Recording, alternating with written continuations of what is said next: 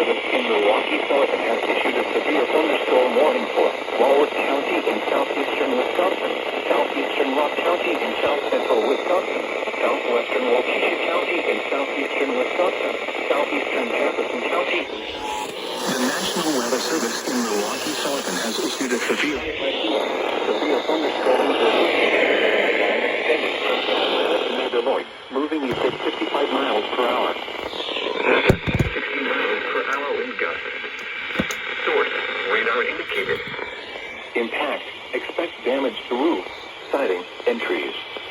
Locations impacted include Beloit, Whitewater, Elkhorn, Delavan, Lake Geneva, Mocklinago, East Troy, Williams Bay, Genoa City, Walworth, Clinton, North Prairie, Palmyra, Fontana on Geneva Lake, Sharon, Darien, Como, Pale Lake, Potter Lake, and Powers Lake. For your protection, move to an interior room on the lowest floor of a building. Clinton, North Prairie, Palmyra, Fontana on Geneva Lake, Sharon, Darien, Como, Pale Lake, Potter Lake, and Powers Lake. For your protection, move to an interior room on the lowest floor of a building.